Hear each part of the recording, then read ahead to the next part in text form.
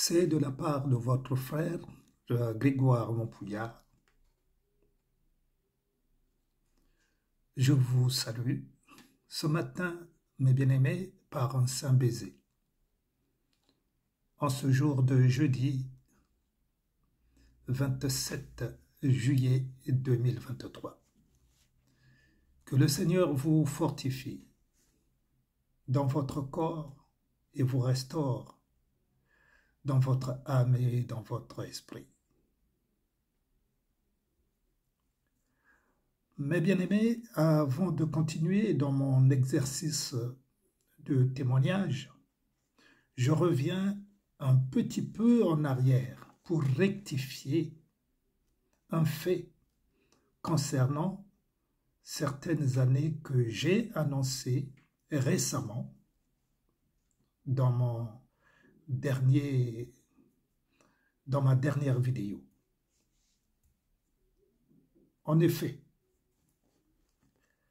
j'ai rencontré ma future épouse non en 2019, mais je l'ai rencontrée en 1999.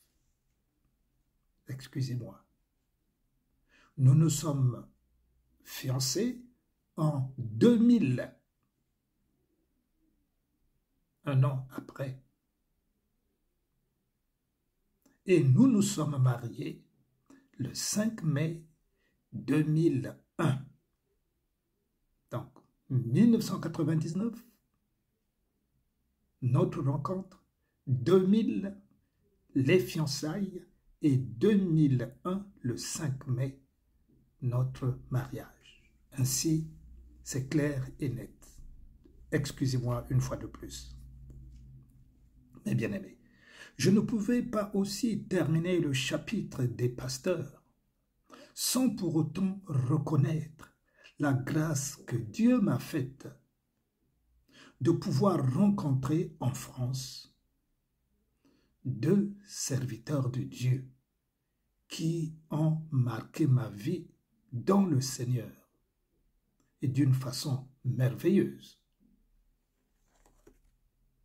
Eh bien, le premier, c'est le pasteur Ngangou François de la RDC, que j'ai rencontré à Caen en 1993. Que Dieu me révéla dans une vision de nuit, avant que je ne fasse sa rencontre. Car un frère que j'avais rencontré à Caen, mon bien-aimé, le frère Roger, devenu pasteur aujourd'hui, m'avait parlé de lui. De lui qui? Du pasteur Ngangou François. Il me disait, c'était chez lui, car nous habitions dans le même quartier, à Caen, puisque j'étais allé habiter à Caen, et j'y suis resté pendant près de 3 ans. Pendant près de 3 ans. Alors, il me disait, frère, je fais venir ici un frère qui est un pasteur, mais je l'ai rencontré à Kinshasa lors de mon voyage à Kinshasa. Ah, ce frère-là, il est bon, me disait-il. Bon. Après nos causeries, lorsque je rentrais chez moi, je priais et je demandais à Dieu qui était ce pasteur dont le frère Roger me parlait. Qui était-il?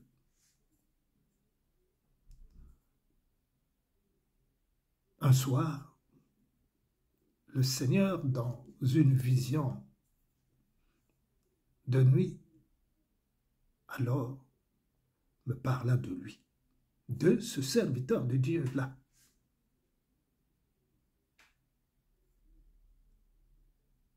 Mes bien-aimés, et par la suite, donc, à son arrivée,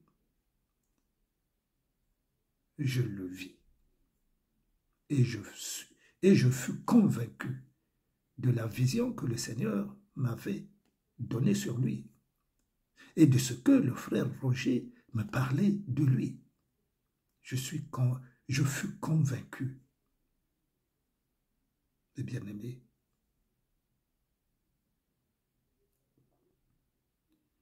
Il était en ce temps-là très jeune, mais le service de Dieu n'a pas d'âge. Ce qui compte pour le service de Dieu, ce que Dieu a mis en toi comme dépôt, c'est ça qui est le plus important. Mais ce n'est pas l'âge. Pour être serviteur de Dieu, Dieu n'a pas besoin que tu aies 100 ans.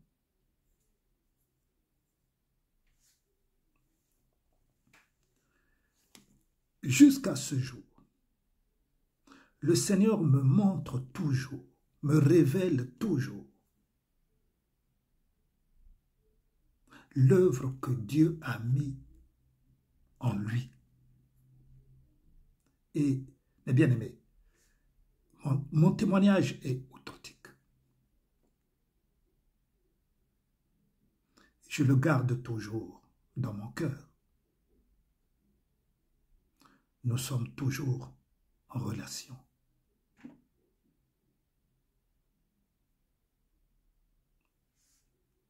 Il est implanté en France et dans la région parisienne, notamment à Rosny-sous-Bois, où il a aussi une église. Il a des églises un peu partout, comme je viens de le dire, en France, dans les provinces, dans les grandes villes. Mais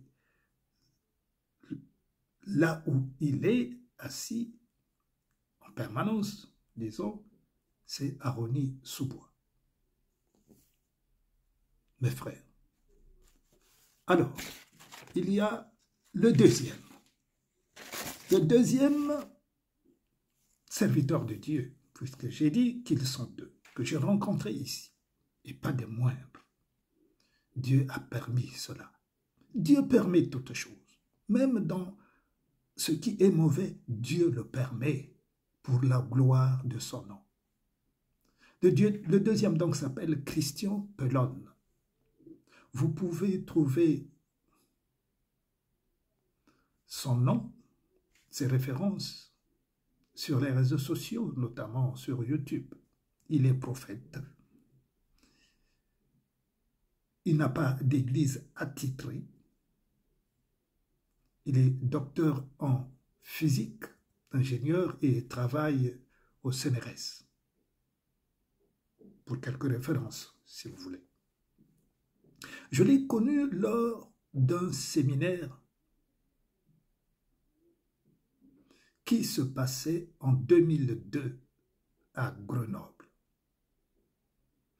On avait donc décidé, un an après notre mariage, on avait donc décidé en 2002 d'assister à ce séminaire à Grenoble. Moi et ma femme, nous étions partis donc à Grenoble.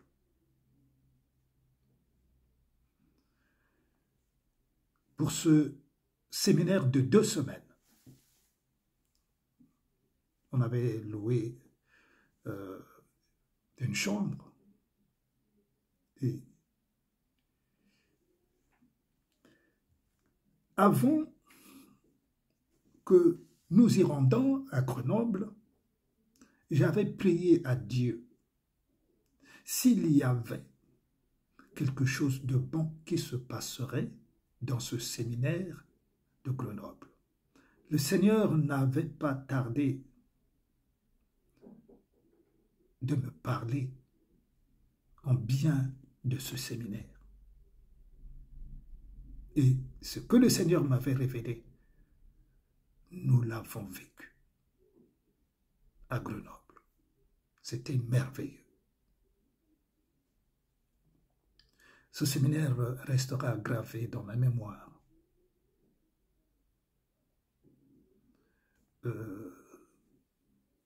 On avait fait la connaissance de Christian Pelone. On avait échangé et mes bien-aimés, je vous ai parlé de ce que j'ai connu jusqu'à ce jour où je vous parle, des serviteurs de Dieu que j'ai connus, ceux que je n'ai pas rencontrés, je ne peux pas parler d'eux. On ne parle pas des absents, surtout quand on ne les connaît pas.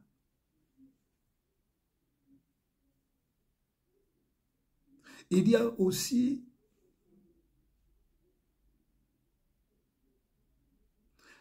des serviteurs que je n'ai pas rencontrés,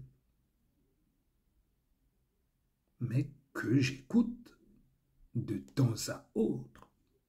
Pas souvent, surtout pas souvent, parce que je les connais sur les réseaux sociaux et ce que je vois de ce qu'ils font sur les réseaux sociaux ne m'intéresse pas. Bien-aimé, ça ne m'intéresse pas. Parce que on juge un serviteur de Dieu par ses œuvres. Pas par ce qu'il est, mais par ses œuvres. Voilà, mes bien-aimés, la page des serviteurs de Dieu. Il est important pour clore le chapitre des serviteurs de Dieu. Il est important que vous ayez le discernement. J'insiste sur le mot discernement. Aller à l'église, c'est bien. Il y a des enseignements. Mais lorsque vous allez à l'église pour apprendre la parole de Dieu, ayez le discernement, c'est-à-dire vous devez lire votre Bible chez vous. Sculptez la parole de Dieu. Si ce que vous avez entendu est biblique, c'est la moindre des choses, mes bien-aimés. Je recommande et je ne cesserai de recommander. Et c'est ce que la Bible aussi nous recommande, la parole de Dieu nous recommande. Nous devons lire la parole de Dieu. Lire la parole de Dieu. La parole de Dieu, c'est Dieu. Car c'est là où vous ferez la différence entre ce que vous entendez dans les églises et ce que Dieu dit. Car je constate que là encore, il y a du travail à faire auprès des serviteurs de Dieu, de certains serviteurs de Dieu, qui disent une chose, et lorsque vous lisez la parole de Dieu dit autre chose. Sur les enseignements notamment. La parole de Dieu nous dit quoi sur les enseignements? Je vais prendre un exemple. La parole de Dieu nous parle des dons. Les dons sont indispensables pour enseigner les enfants de Dieu, les bien-aimés. Les dons sont indispensables pour enseigner les enfants de Dieu. Donc, les enseignements, c'est la base. C'est la base de ce qui est Dieu, que Dieu veut que vous soyez. C'est par les enseignements, les bons enseignements, que vous êtes formés, que nous sommes formés. Mais si vous n'avez pas une bonne base, un exemple précis sur les dons, vous êtes égaré.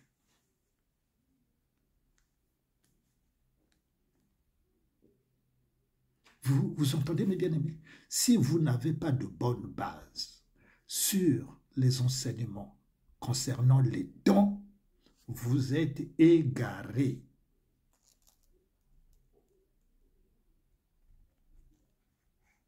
Et Paul, le plus attitré dans ce domaine, nous enseigne par les enseignements qu'il a reçus du Seigneur.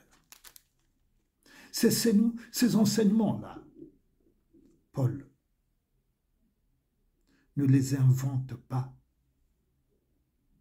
Comment pourrait-il les inventer?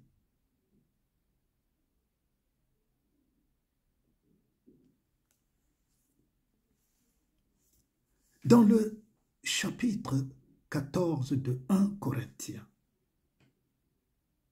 à partir du verset 1 du chapitre 14, 1 Corinthiens, il dit ceci: recherchez. Vous devez rechercher la charité, l'amour,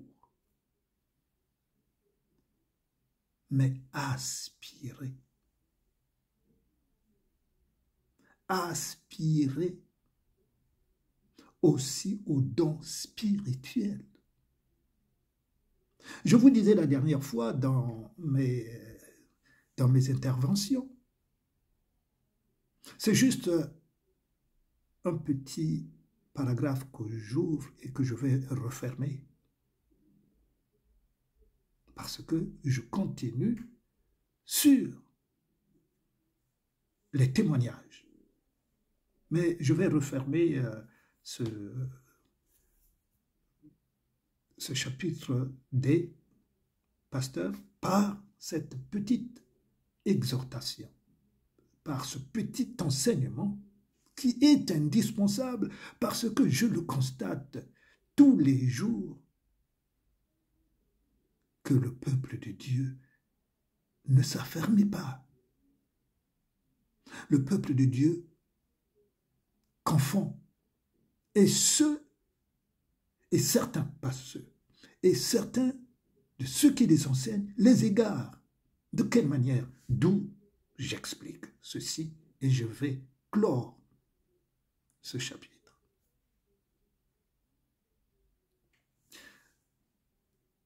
Aspirez aux dons aussi aux dons spirituels. Aussi, donc, il y en a d'autres. Lorsque vous recherchez l'amour, vous devez être enraciné dans l'amour, mais pas l'amour des hommes. Il y a l'amour des hommes qui est l'amour charnel. Ce n'est pas de cet amour-là qu'il s'agit. Faites la différence. Il y a l'amour charnel. Ce n'est pas de cet amour-là que Dieu veut. C'est l'amour de Dieu. L'amour de Dieu n'est pas charnel. Et il en parle en revenant un tout petit peu en arrière dans le chapitre d'avant, qui est le chapitre 13 de 1 Corinthiens. Il dit quoi? Chapitre 13, verset 1. Je parlerai les langues des hommes et des anges si je n'ai pas l'amour. Je suis un airain qui résonne ou une cymbale qui retentit.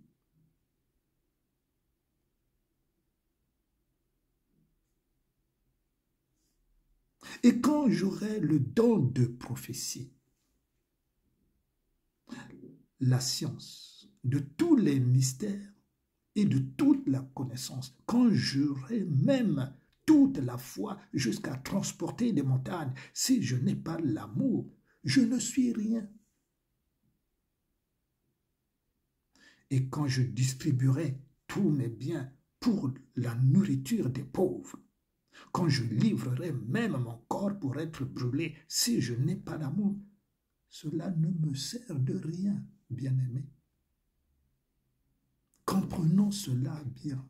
Il y a une différence entre l'amour de Dieu et l'amour charnel.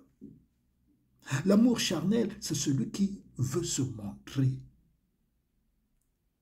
qu'il a conduit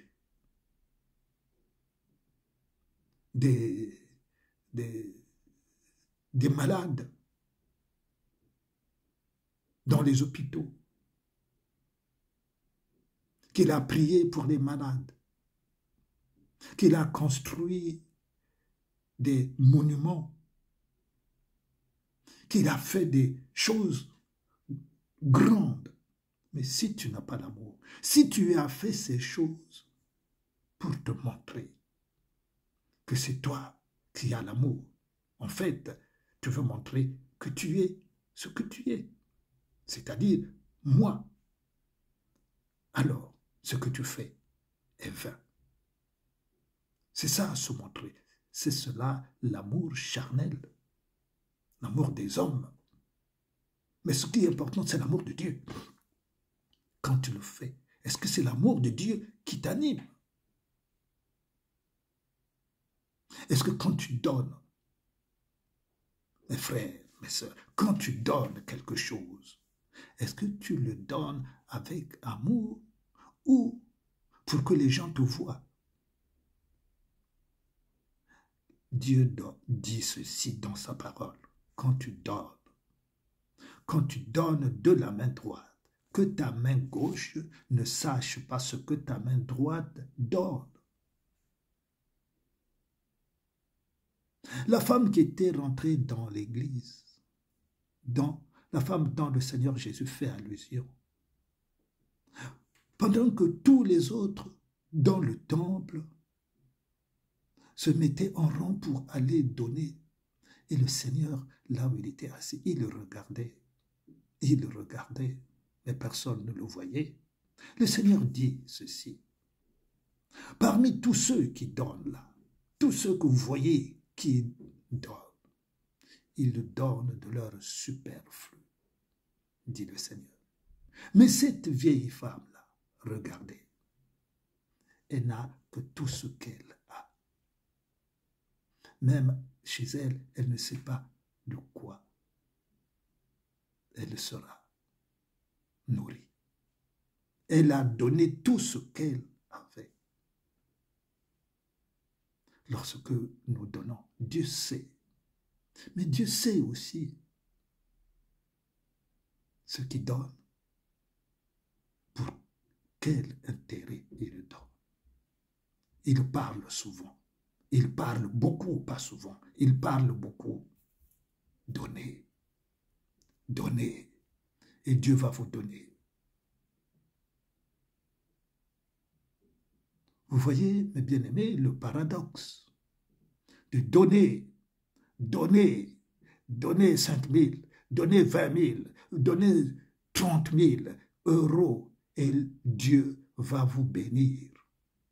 Vous voyez le paradoxe des hommes. D'où vous devez avoir le discernement. Si vous n'avez pas le discernement de ce que vous entendez, mais vous êtes égarés, mes bien-aimés. Vous êtes égarés.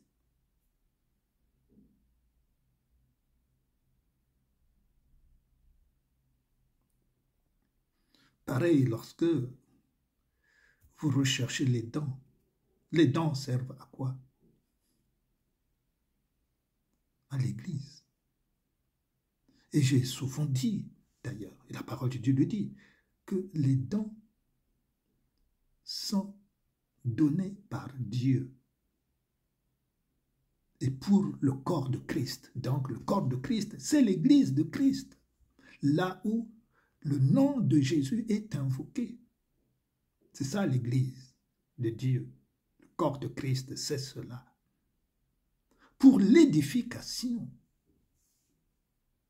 Il y en a qui a le don de sagesse et d'intelligence de Dieu. Pas le don, pas la sagesse des hommes, pas l'intelligence des hommes, mais celui qui a le don de Dieu. Donc la sagesse de Dieu, l'intelligence de Dieu, ça sert pour l'édification du corps de Christ. La prophétie, ça sert pour l'édification du corps de Christ. Le parler en langue, qui devient un commerce pour les églises, ça devient un commerce. C'est-à-dire, ils pensent que le parler en langue édifie l'Église. Comment le parler en langue peut édifier l'Église s'il n'y a pas d'interprète? Mais bien aimé, s'il n'y a pas d'interprète, comment le corps de Christ peut être édifié, Si c'est toi-même qui pries en langue, il faut que tu pries que Dieu te donne la connaissance du parler en langue. Que tu pries à Dieu, que Dieu te donne le don d'interprétation du parler en langue. Le parler en langue s'interprète. Mais si c'est pour le plaisir de parler en langue, pour que ceux qui t'entendent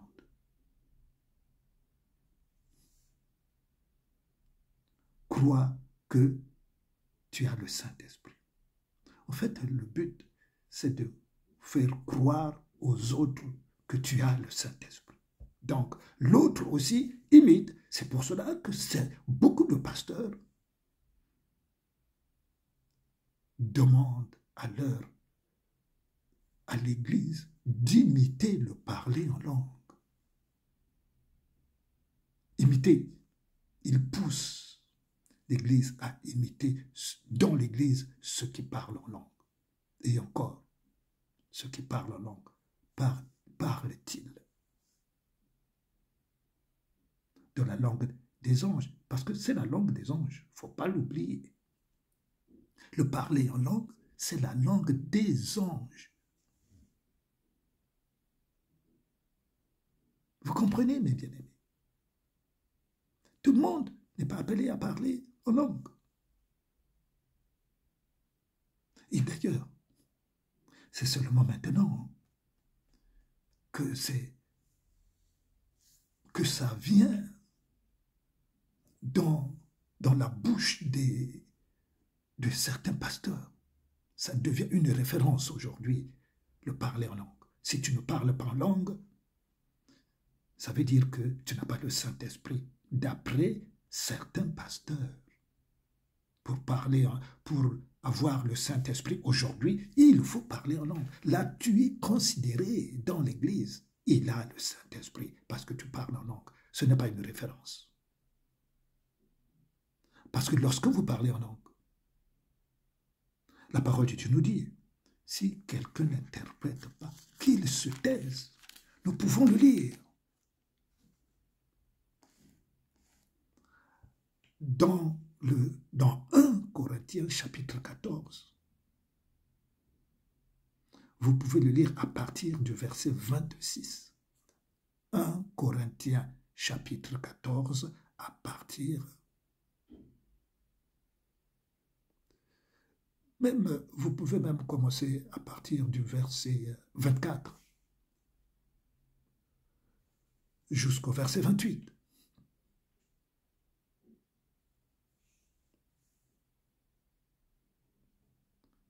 Vous voyez, il y a des règles dans les choses de Dieu. Mais bien aimé, il y a des règles bien précises que Dieu a instituées, que nous devons suivre.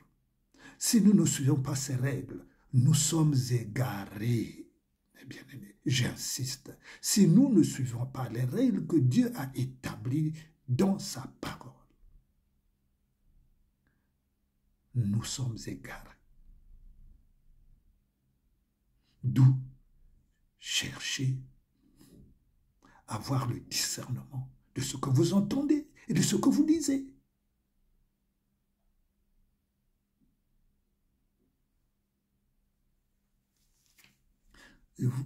Je m'arrête là. C'était juste pour vous éclairer à travers déjà cette première partie de témoignage que je viens de faire,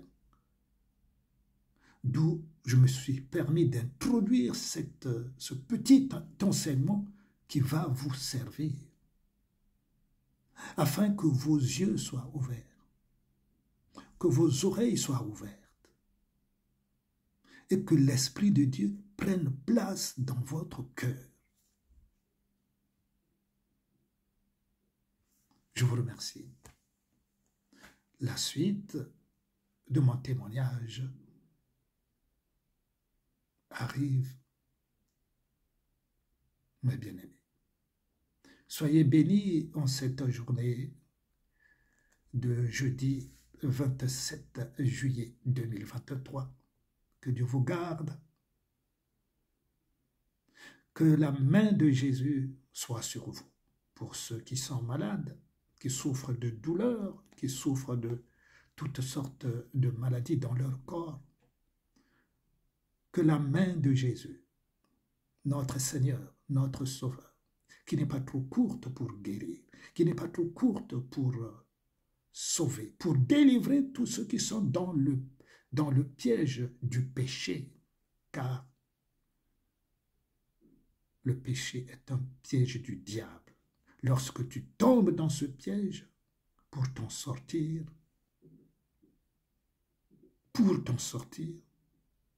et nous pouvons éviter ce piège, c'est de ne pas pécher. Parce que nous savons ce que c'est le péché. Soyez bénis, mes bien-aimés. Je vous embrasse très fort. Au nom de Jésus. À bientôt.